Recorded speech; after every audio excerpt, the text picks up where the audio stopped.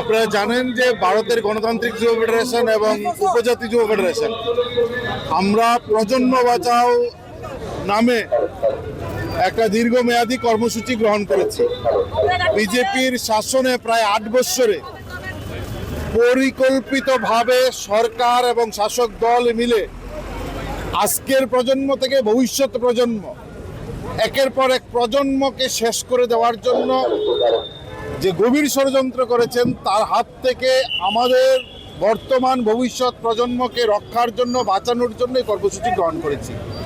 এক হচ্ছে স্কুলের মধ্যে শিক্ষক না দিয়ে মেধাকে হত্যা করা, ছাত্রছাত্রীদের জীবনকে অন্ধকারে নিয়ে যাওয়া, বেকারদের হাতে কাজ না দিয়ে তাদেরকে হতাশাগ্রস্ত করা, তাদের হাতে নেশা তুলে দিয়ে তাদের নেশাগ্রস্ত করা, গোটা রাজ্যে মাকড়সার জালের মতো নেশার সাম্রাজ্য বিস্তার করা, বাচ্চা বাচ্চা ছেলেদেরকে মেলা করে নয়নশাহ 14-13 বছরের শিশুকে খুন করা, প্রসেনজিৎ সরকার ধর্মনগরে ডেলিভারি বয় তাকে খুন করা, একটা বাচ্চা শিশু 10 টাকা চুরির অপরাধে নাম করে 2 জন বিজেপির নেত্রী ওই ভাগলপুরে সমাজারে সেখানে তার উপর যে আক্রমণ অত্যাচার করেছেন, এলাকায় এলাকায় সামাজিকতাকে নষ্ট করে দিয়ে যে ভয়ঙ্কর রূপে চারদিক থেকে যে আক্রমণ, শিক্ষায়, জীবন যাপন, কর্মসংস্থান সব দিক মিলে যে আক্রমণ আমাদের রাজ্যে নামিয়ে আনেছে বিজেপির নেতৃত্বে, তার বিরুদ্ধে দাঁড়িয়ে আমরা রাস্তায় নামছি। আমরা মনে করেছি স্কুলে পড়ুয়া ছাত্র থেকে ভবিষ্যতে জন্মগ্রহণ করা শিশুটার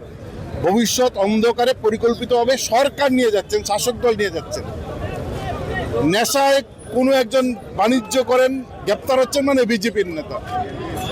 বিভিন্ন মহিলাদের উপর আক্রমণ করছেন কারা? বিজেপির নেতা। শিশুকে হত্যা করছেন কে? বিজেপির নেতা। প্রসেনজিৎকে হত্যা করেছেন কে? বিজেপির নেতা নেত্রী। 13 বছর নয়ন সাহাকে মৃত্যুর মুখে ঠেলে দিয়েছেন বিজেপির নেতা।